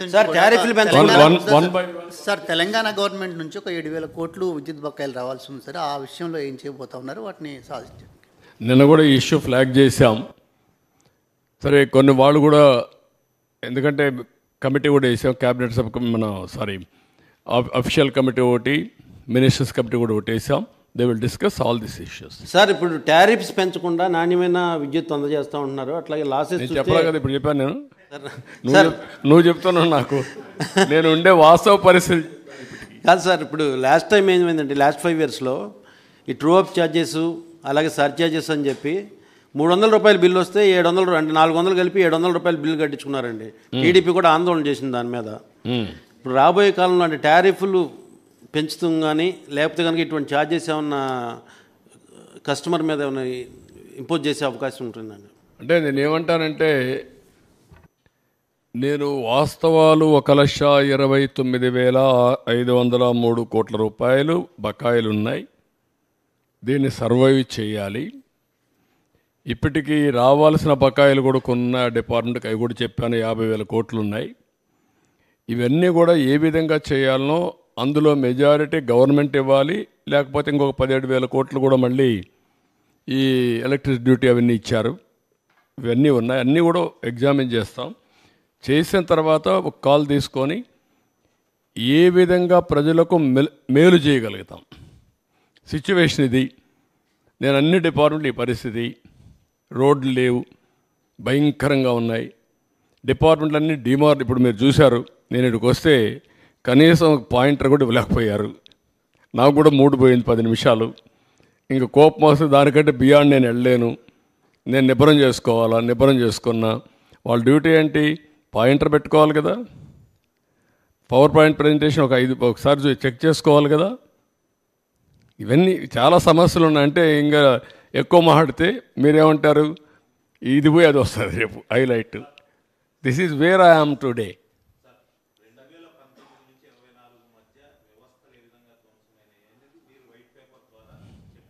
mic Pulivendula MLA ములాఖత్తులు అని జైలు దగ్గరికి వెళ్తూ నేను చంద్రబాబు గారిని హెచ్చరిస్తున్నా అంటూ పదే విమర్శలు చేస్తున్నారు. ఏం చేద్దామంటావు? నేను ఏం చేద్దారంట, అదే నేను చెప్పేది కాదు. ఇట్లే మాట్లాడుతూ ఉంటారు. ఇప్పుడు ఇంకోటి కూడా గుర్తుపెట్టుకోవాలి, రాజకీయ ముసుగులో కరుడుగట్టిన నేరస్తులు వచ్చి రాష్ట్రాన్ని లూటీ చేసి, ఆ లూటీ చేసిన డబ్బులతో ఎక్కడికక్కడ బ్రైవింగ్ ఇచ్చేసి వ్యవస్థలకే ఒక ఛాలెంజ్గా తయారైపోయారు. అదొక సమస్య ఉంది నాకు ఇక్కడ. మీరు గుర్తుపెట్టుకోవాలి, వ్యవస్థలో 5 ఏళ్ళు సంపాదించిన డబ్బులు ఉంది. ఏ వ్యవస్థనైనా కొనే శక్తి ఉంది. ఆ వ్యవస్థను కొనే పరిస్థితికి వస్తారు. అందుకే మార్నింగ్ కూడా బ్యాంకర్స్ అని చెప్పాను, 200-500 రూపాయలు రద్దు చేయండి, క్యాష్లెస్ విలేజెస్ ఉండేట్టుగా ఎక్కడ చూసినా డిజిటల్ కరెన్సీ ప్రమోట్ చేయండి మీరు అని చెప్పాం. అవన్నీ ఏంటి మనం చెప్పేట్టు లాంగ్ టర్మ్లో ఒక వాల్యూ బేస్డ్ ఇవన్నీ. కానీ ఇప్పుడు ఎట్లా ఫేస్ చేయాలి ఇవన్నీ ఉంటాయి. ఎవరు ఎన్ని అరిచినా, ఎన్ని బెదిరింపులు చేసినా ఐఎమ్ వెరీ క్లియర్, ఎవ్వరు కూడా నేరస్తులు తప్పించుకోలేరు, అవినీతి పరులు తప్పించుకోలేరు. ఎక్కడ విక్టిమైజేషన్ ఉండదు ఈ గవర్నమెంట్లో. ఈ గవర్నమెంట్లో ఒకటే ఉంటుంది, ఫర్మ్గా ఉంటుంది గవర్నమెంట్. ఎవ్వరికి భయపడదు, సిస్టమేటిక్గా ఉంటాం. ఎవరు తప్పు చేసినా, ఎవరు రాజకీయ ముసుగులో బెదిరించాలన్నా ఆ బెదిరింపులకు ప్రభుత్వం భయపడదు. సార్, ముఖ్యంగా కరెంటు బిల్లులు చూపించి సంక్షేమ పథకాల్లో కూడా కోత విధించారు గడిచిన 5 ఏళ్ల కాలంలో. అంటే 500 రూపాయల కంటే బిల్లు ఎక్కువ వస్తే అర్హుడు కూడా ఆ లబ్ధి చేకూరిన పరిస్థితి ఉంది. ఆ విషయంలో ఎలాంటి కేర్ తీసుకోబోతా ఉన్నారు? వాట్ ఐఎమ్ సేయింగ్, అల్టిమేట్గా నేను ఎప్పుడు చెప్తాను, అభివృద్ధి జరగాలి, సంపద సృష్టించాలి, ఆదాయాన్ని పెంచాలి. పెంచిన ఆదాయం మళ్ళా అభివృద్ధికి సంక్షేమానికి రెండుకి ఖర్చు పెట్టి సస్టైనబిలిటీ తీసుకురావాలి. ఇప్పుడు అన్నీ ఇంబ్యాలెన్స్ అయిపోయినాయి. ఇంబ్యాలెన్స్ అయిపోయిన దాన్ని బ్యాలెన్స్ ఎట్ట చేయాలి, ప్రజలు ఎట్ట అర్థం చేసుకోవాలి. మొన్న మేము హామీ ఇచ్చాం, హామీ ప్రకారం ఇమీడియట్గా ఏం చేసాం, 3,000 రూపాయలు పెంచాం, 4,000 రూపాయలు పెంచాం. 3,000 రూపాయల నుంచి దివ్యాంగులకు 6,000 పెంచాం. కొంతమంది ఇంట్లో నుంచి లేని వాళ్ళకి 15,000 పెంచాం. బెడ్ నుంచి రాలేని వాళ్ళకి 15,000 పెంచాం. అది మానవతా దృక్పథం చేయాలి. నిర్ణయం చేసాం, మళ్ళీ ఉచిత ఇసుక చెప్పాం, ఉచిత ఇసుక ఇస్తాను ఇచ్చాం. ఇప్పుడు దాన్ని కూడా కొంతమంది విమర్శిస్తున్నారు. అంటే ఎట్లా మాట్లాడుతున్నారంటే, ఉచిత ఇసుక అంటే మేము ఇసుక ఇంట్లో ఇస్తామని చెప్పామని మాట్లాడతారు. లేకుంటే నేనే మళ్ళీ ఇల్లు కూడా కట్టిస్తాను, లేకుంటే వాళ్ళ ఇంట్లో కూడా పొలాన్ని నేను పని చేస్తాను అని చెప్తారు. ఏం చెప్పమంటారు వాళ్ళని? ఇది రాజకీయం. ఆ రాజకీయాలు ఉన్నప్పుడు వాళ్ళకి వాళ్ళు చెప్పేది తప్పని చెప్పాలి. దీనికంటే ట్రాన్స్పరెంట్ పాలసీ ఏముందంటే జిల్లాలకు అప్పచెప్పాం, స్టాక్స్ అన్నీ వాళ్ళకే ఇచ్చేసాం, అక్కడ ఇసుక తీయమన్నాం. ఏ నదిలో అయినా ఏ కాలువలో అయినా ఇసుకుంటే వాళ్ళ ట్రాక్టర్ ఉంటే ట్రాక్టర్కి, ఎడ్ల బండి ఉంటే ఎడ్ల బండికి నెత్తి మీద పెట్టుకోగలిగితే నెత్తి మీద పెట్టుకొని తీసుకుపోమంటున్నాం. What more you want? మీరు పోయి ఎత్తపోండి, ఈయన కూడా పొమ్మనండి. వాళ్ళ ఊరికి పోయి ఒక ఎద్దుల బండి కట్టుకొని తీసుకుపోమని ఇంటికి. ఎవడొద్దన్నాడు? ఎవరు అడ్డపడతారు? అలాంటి బుద్ధి జ్ఞానం లేకుండా చేసే వాళ్ళని ఏమనాలి? వాళ్ళని మనుషులు అనాలి? ఉంటే వింత పశువులు కూడా ఉండవు మారిగా ఉంటాయి. ఇవన్నీ ఉంటాయి ఛాలెంజెస్. సార్, 1,29,000 కోట్ల అప్పు ఉంటే రావాల్సిన 52,000 కోట్ల వరకు ఉన్నాయన్నారు కదా, అట్లాంటి వాటిని రికవరీ చేయడానికి ఏమన్నా చేయాలి? అది కూడా గవర్నమెంటే ఇవ్వాలి. మళ్ళా ఎక్కడ నుంచి కాదు, దానికి కూడా గవర్నమెంట్ లింక్. మళ్ళీ ఎక్కడికి వచ్చింది లింక్? గవర్నమెంట్కే వచ్చింది. అది కూడా ఇవ్వకుండా చేసేసాడు. మళ్ళా వాళ్ళ దగ్గర ఉండే డబ్బులు, వాళ్ళ సేవింగ్స్, వాళ్ళ ప్రావిడెంట్ ఫండ్ కూడా డైవర్ట్ చేసేసుకున్నాడు బ్రూవరీస్ కార్పొరేషన్కి. What do you say? మీరు ఎవరు అతన్ని చీకొట్టడం లేదు. నువ్వెట్ట చేస్తావు, నేను చేస్తా, చేయకుండా నేను, ఎందుకంటే నాకు బాధ్యత అది. I will do it. Sir, Telangana నుంచి రావాల్సిన 7,000 కోట్లు బ్యాలెన్స్ ఎలాగో ఉంది, దాన్ని ఏమైనా మొన్న చర్చకు వచ్చిందా సార్ వీటి విషయాల్లో? పెట్టాం కదా కమిటీ. నువ్వు కూడా మెంబర్గా ఉంటావు కమిటీలో? కాదు,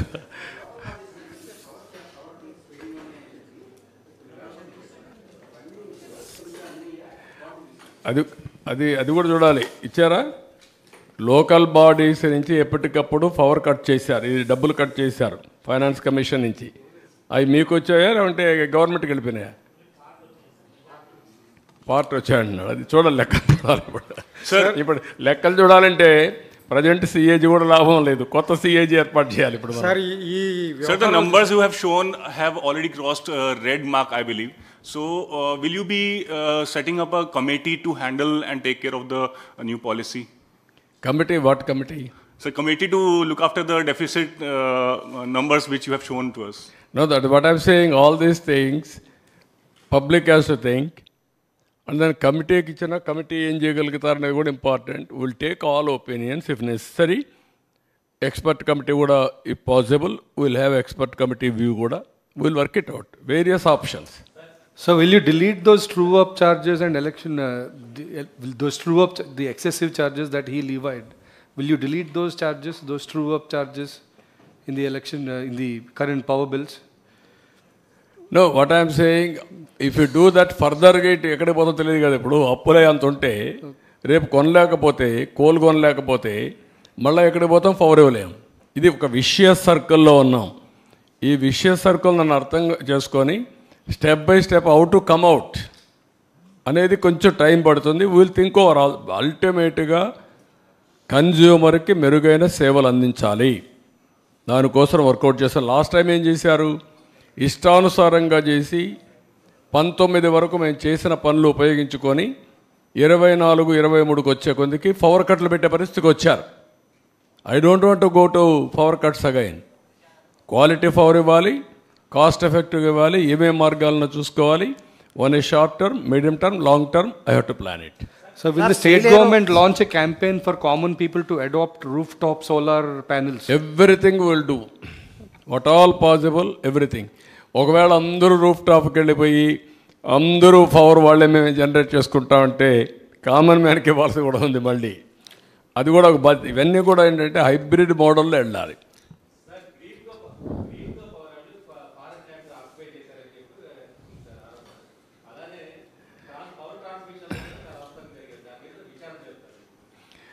ఎవ్రీథింగ్ మేము ఇన్ఫర్మేషన్ తెప్పించుకుంటాం.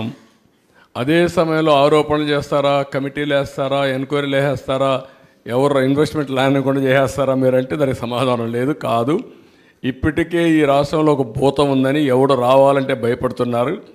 మేము అందుకే పదే పదే చెప్తున్నా, ఆ భూతాన్ని రాబోయే రోజుల్లో శాశ్వతంగా భూములనే పెడతాం, సమాధి కట్టేస్తాం, భూతానికి రాజకీయ సమాధి కడతాం అని చెప్తున్నాం.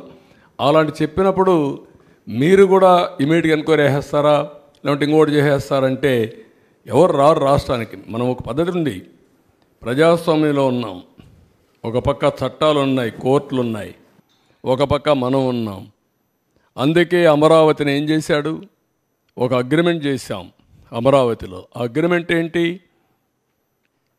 రైతులు సిఆర్డీఏ రాజధాని ఇద్దరు కలిసి సిఆర్డీఏ కలిసి ఒక మ్యూచువల్ అగ్రిమెంట్కి వచ్చారు. మేము భూమి ఇస్తాం, తిరిగి మాకు మీరు ఇవ్వాలని ఒక అగ్రిమెంట్కి వచ్చారు.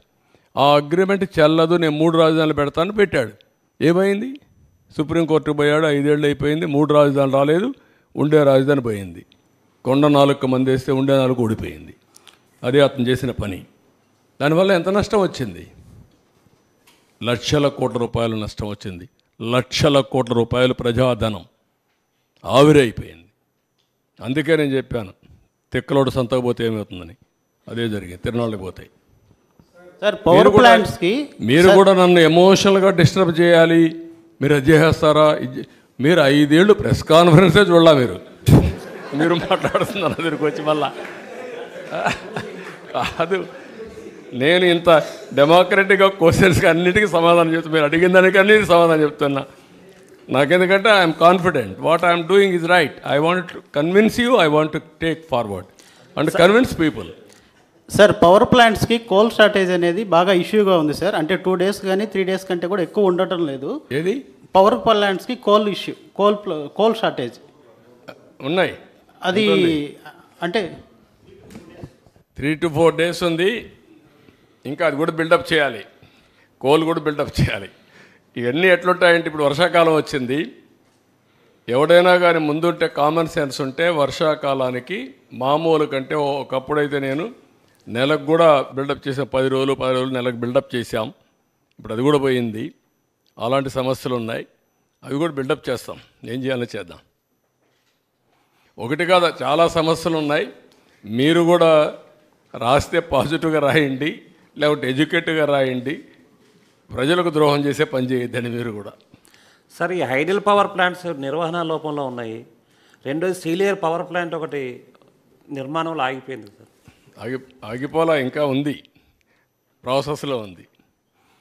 ఇక్కడ పిఎం సూర్యఘర్ అని డొమెస్టిక్ ఇచ్చారు, అది మీరు చెప్పిన ప్రోగ్రాం. కుసుమ్ అని బి అని ఫామ్ ల్యాండ్కి ఇచ్చారు.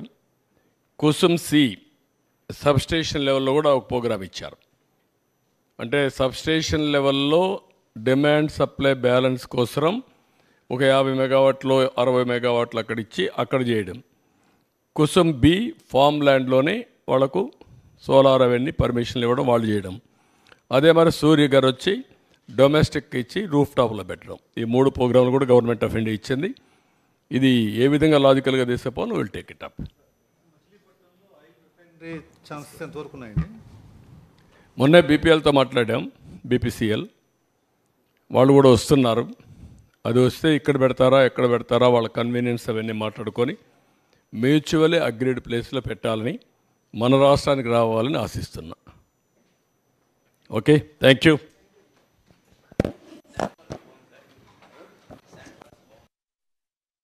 కొంతమందికి బాగాలేదు, వాళ్ళు ఏం చేయాలా? భరించలేకపోతే ఏం చెప్పాలి వాళ్ళకి?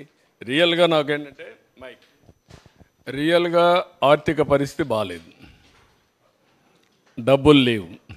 నిన్నే ఢిల్లీలో పోయి అందరినీ కలిసి రిక్వెస్ట్ చేసి వచ్చాను. ఒక పక్క ఎవ్రీ డే టు డే 1,00,000 కోట్లు ఎంత ఉంది, అది కూడా రేపు ఎల్లుండి తీస్తాం, అప్పుడు ఫైనాన్స్ అప్పుడు చెప్తాం. అప్పులు ఉన్నాయి, అప్పుల వాళ్ళు ఎవ్రీడే తిరుగుతున్నారు. ఇప్పుడు వాళ్ళతో ఒక బాధ ఉంది. చిన్న చిన్న వాళ్ళు ఉన్నారు వాళ్ళు. ఈవెన్ మా పార్టీ వాళ్ళు ఎప్పుడైతే నరేగా చేసి అప్పట్లో ఆ డబ్బులే ఇవ్వాల, కోర్టు పోయినా ఇవ్వాల, ఇలాంటివన్నీ ఉన్నాయి. అవన్నీ క్లియర్ చేయాలి. మళ్ళీ ఇప్పుడు ఈ ప్రాబ్లమ్స్ ఉన్నాయి, కానీ చెప్పిన మాట నిలబెట్టుకోవాలి కాబట్టి ఫ్రీ ఇసుక ఇచ్చాం. అందరూ ప్రజలు హ్యాపీగా ఉన్నారు. వైఎస్ఆర్ కాంగ్రెస్లో కొంతమంది మాత్రం కడుపు నొప్పి వచ్చేసింది. అది చూసిన తర్వాత ఉంటాయి సమస్యలు ఉంటాయి. Will do it. దాన్ని ఇంకా మాస్టరైజ్ చేయాలి. ఎక్కడ ఎవ్వరు కూడా మిస్యూజ్ చేయకుండా దాన్ని ప్రాపర్గా ప్రజలకు అందే విధంగా చేయాల్సిన అవసరం ఉంది. Will do it. Thank you. తగ్గం కాదు, 1/4 వచ్చేసింది కొద్దికల్లా. ఎంత ఒక 48 లక్షల మెట్రిక్ టన్నుల అవైలబిలిటీలో ఉందని నాకు ఇన్ఫర్మేషన్ ఇచ్చారు. ఇప్పుడు ఇరిగేషన్ ద్వారా శాండ్ తీసుకునే అవకాశం ఉంది, అంటే బోట్ మెన్ సొసైటీ అవన్నీ. అది తీస్తే ఒక 60-70 లక్షల మెట్రిక్ టన్నులు వస్తుంది. ఆ రేటుకే వాళ్ళు చేసిన రేటు సేనరైజ్ చేసి ఎక్కడ రేటు అక్కడ తీసేపోమంటున్నాం. జిల్లా అడ్మినిస్ట్రేషన్ డిసైడ్ చేసుకుంటారు. ఈ 3 నెలలు మేనేజ్ చేస్తే తర్వాత కొత్త పాలసీ వస్తుంది. Thank you.